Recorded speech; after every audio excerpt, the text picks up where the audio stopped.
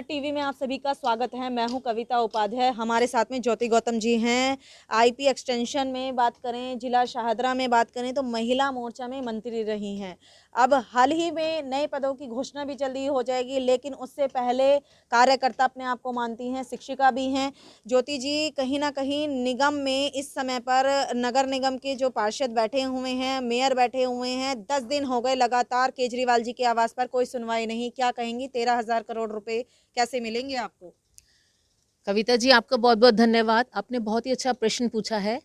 आप सभी लोग जानते हैं कि केजरीवाल जी के घर के बाहर हमारे महापौर, उप महापौर और हमारे निगम पार्षद, सभी वार्ड्स के निगम पार्षद वहाँ पर धरने पे बैठे हैं और उनकी केवल एक मांग है। वो अपने लिए कुछ भी नहीं मांग रहे, वो केवल देश की जनता, यानी कि जो एमसीडी के कर्मचारी हैं, जो डॉक्टर्स हैं, नर्सिस हैं, एमसीडी के जो टीचर्स हैं, जिनको कम से कम 3-4 महीने से कोई वेतन नहीं दिया गया, क्या उनके दिमाग में एक बार भी ये ख्याल नहीं आता कि उनके भी परिवार हैं, उनके बच्चे हैं, उनके बच्चे भी शिक्षा प्राप्त कर रहे हैं या उनका घर भी चलाना है, उनकी रोजी रोटी है।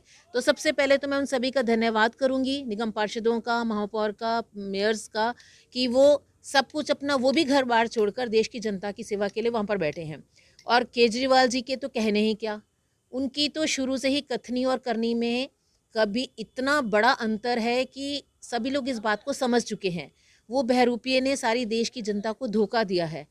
तो क्या उस देश की जनता का क्या कसूर है जिन्होंने उनको एक सीएम के रूप में नियुक्त करवाया और उन्होंने हमेशा उनसे झूठे वादे किए कि बिजली फ्री दे दूंगा, पानी में पानी के लिए कोई बिल नहीं लिया जाएगा। तो इस प्रकार के झूठे आश्वासन देकर भोली भाली जनता के मन को लूट लिया।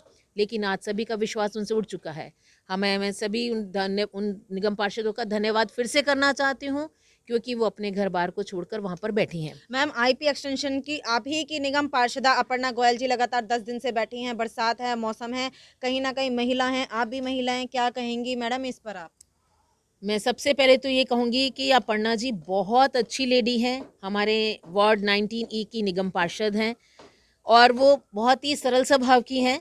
अभी हाल ही में उनको टाइफाइड भी होकर हटा है, लेकिन उन्हें अपने स्वास्थ्य की परवाह ना करते हुए उन सभी के साथ बैठकर अपनी जनता की मांग के लिए, एमसीडी के कर्मचारियों के लिए जो 13,000 करोड़ एक छोटी धनराशि नहीं है। आप सोचिए उन परिवारों के बारे में, वो कैसे अपने परिवार को पाल रहे होंगे। तो अपर्णा जी बहुत इस कार्य में सहयोग कर रही हैं, मैं उनका बहुत बहुत धन्यवाद करती हूँ। और साथ साथ में वहाँ बैठने के साथ साथ अपने जनता के लिए तो वो इतना बड़ा सवाल लेके बैठी ही हैं, लेकिन साथ साथ वहाँ से अपने वार्ड की जनता की भी जो आने वाली जो समस्याएं हैं उनका भी सुचारू रूप से प्रयत्न कर रही हैं कि किसी न किसी तरीके से उनका भी समाधान हो सके। बिल्कुल।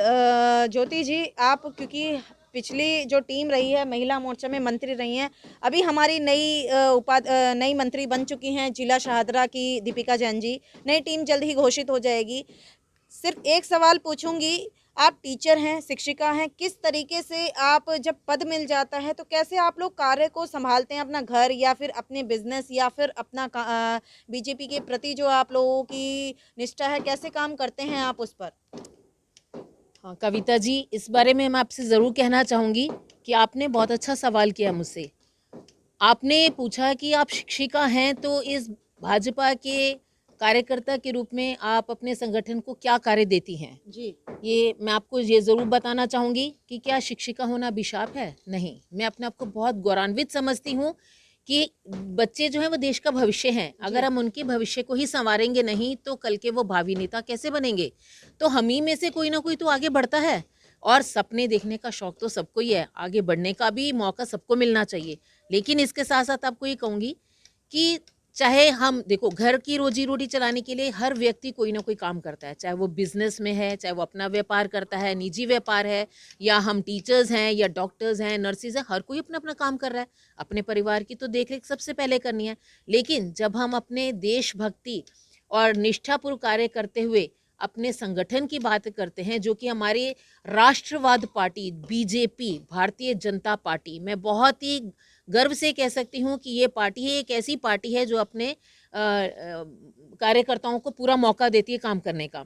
इसके साथ साथ मैं आपको ये भी कहूँगी कि जब हम ये कहते हैं कि हमारी शिक्षिका होने नाते कि जो मेरी ड्यूटी है मैं उसे संभालती हूँ, तो इस संगठन के कार्यों को भी मैं एक संतुलित रूप में लेके चलती हूँ, यानी उसका संतुलन और मेरे शिक्षिका होने के संतुलन में कभी भी तराजू में ऊपर नीचे का संतुलन कभी भी नहीं होता। क्योंकि मैम आपके धरने अक्सर सुबह में भी होते हैं और क्लासेस भी सुबह में चल रही हैं। हालांकि अभी लॉकडाउन की वजह से ऑनलाइन क्लास आप ले रहे हैं, थोड़ा सहज हो गया है, लेकिन उस तरीके से आप किस तरीके से ग्राउंड लेवल पर पहुंच करके जनता के बीच में महिलाओं के लिए सेवा करती हैं? देखो, सबसे पहले मैं आपको ये कहना चाहूँगी कि मैं भाजपा से आज से नहीं जुड़ी हुई हूँ।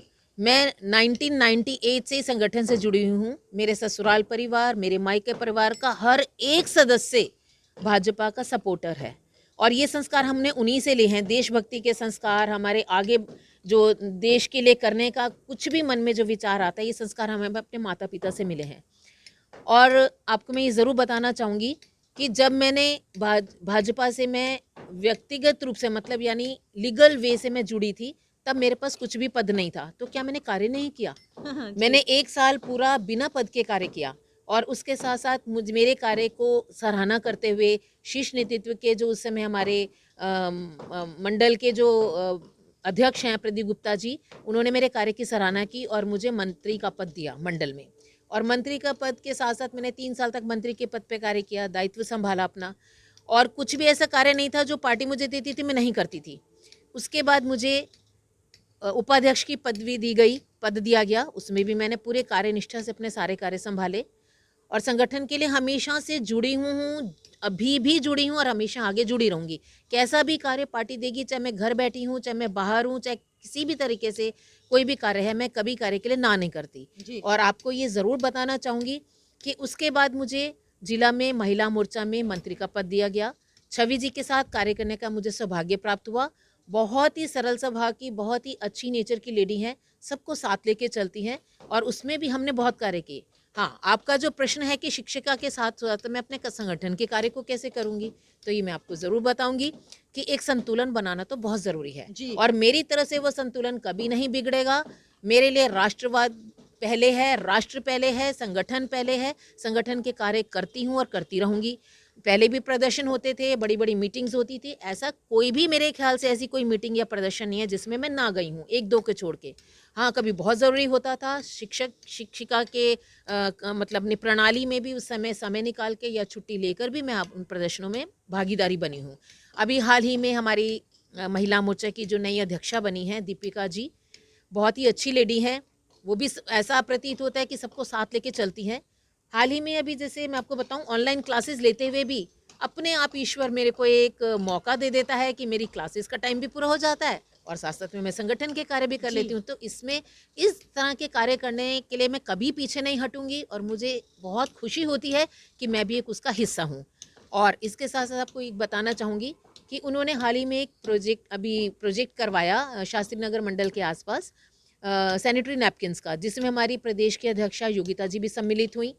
मैं भी समय से पहले ही पहुंच गई थी, क्लास भी ले ली, मेरा काम भी हो गया और उसके साथ साथ मैंने अपने संगठन का कार्य भी किया। तो बहुत ही अच्छा लगा, बहुत ही अच्छा कार्यक्रम उन्होंने आयोजित किया और भविष्य में भी आशा करते हैं कि वो ऐसे ही प्रोग्राम और करती रहेंगी। यानी ज्योति जी, देश की जो सेवा है वो शिक्षिका के पद पर भी कर रही हैं और एज अ कार्यकर्ता भी बीजेपी में जुड़ करके कर रही हैं। बिल्कुल, मैं आपको यही कहना चाहती हूँ कि मकसद तो देश की सेवा करना है। बिल्कुल, मकसद तो देश की सेवा करना है। जरूरी नहीं कि शिक्षिका हूँ तो मैं कुछ कार्य नहीं कर सकती।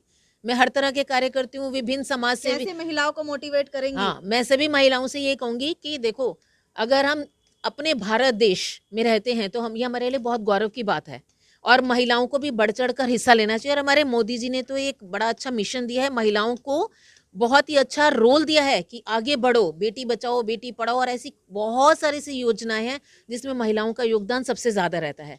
अब इसके साथ साथ अभी आपको एक बात और बताना चाहूँगी कि अभी आपने जैसे प्रदर्शन की बात की, तो अभी हाल ही में जो प्रदर्शन हुआ केजरीवाल जी के अगेंस्ट, जहाँ पर हमारे निगम पार्षद और मेयर और महापौर बैठे हुए हैं वहाँ पर, और ये तो मांग उनकी बिल्कुल जायज़ है और ये शायद हम सभी मिलकर ये प्रण लेते हैं कि ये कार्य तो हम संपन्न करके ही दिखाई दें, चाहे हमें किसके लिए कितने भी धरने करने पड़ जाएं, कितने हमें इसके लिए योजनाएं बनानी पड़ जाएं। 10वां दिन तो शायद हो ही गया, धरने पे बैठे हुए हैं। तो केजरीवाल जी तो इस लड़ाई में हारेंगे ही और जीत तो हमारी भाजपा की ही होगी, हमारे देश की होगी। और इसके साथ साथ देखो, उस दिन भी प्रदर्शन हुआ, महिलाओं का हुआ, योगिता जी और बहुत सारे मतलब लोग आए। जहाँ पर हमने इमरान जी के घर के बाहर ये प्रदर्शन किया, वो भी प्रदर्शन बहुत सफल रहा। इसके साथ साथ अभी प्रीत विहार में हमारी विधानसभा का जो इस तरह का जो प्रोग्राम था वो प्रीत विहार में हुआ, उसमें भी मेरी भागीदारी रही। तो मतलब कहने का मतलब यह है कि अगर इंसान चाहे तो कुछ भी कर सकता कुछ है, भी कर सकता है ना। अपने मन का आपका एक लक्ष्य होना चाहिए, लक्ष्य आपका निर्धारित होना चाहिए। जरूरी नहीं है कि अगर आप एक काम कर रहे हो तो दूसरे काम के लिए आप समय नहीं दे ज्योति जी, सकते। आप भी शिक्षिका हैं, चलते चलते उन शिक्षकों के लिए क्या कहेंगी जिनके लिए आपके निगम पार्षद, बीजेपी के शासित निगम पार्षद बैठे हुए हैं धरने पर, उनके वेतन के लिए, जो एमसीडी में हाँ टीचर्स देखिए, हैं, मैं आपको ये कर्मचारी हैं। मैं आपको ये ज़रूर बोलूँगी कि जो एमसीडी के जितने कर्मचारी हैं, शिक्षक हैं या नर्सेज, डॉक्टर्स हैं, उनके वेतन उनको मिलने चाहिए। क्योंकि देखिए दिन रात वो भी अपनी ऑनलाइन क्लासेस भी ले रही हैं, बच्चों को भावी नेता बनाने के पूरे प्रयत्न कर रही हैं, अपनी तरफ से पूरी कोशिश जारी है। सपोर्ट लेना चाहेंगी कर्मचारियों का? बिल्कुल, क्यों साथ नहीं, लेना चाहेंगी? बिल्कुल जी। क्यों नहीं लेना चाहूँगी। मैं हमेशा उनके पक्ष में और अपनी पार्टी के पक्ष में हमेशा रही हूँ, अभी भी हूँ और हमेशा भविष्य में भी मैं हमेशा उनके साथ हूँ। और महिलाओं को भी यही संदेश देना चाहती हूँ कि इस मुसीबत से घबराए नहीं। जो सच का साथ देता है, सच्चाई की हमेशा जीत होती है। तो सत्यमेव जयते।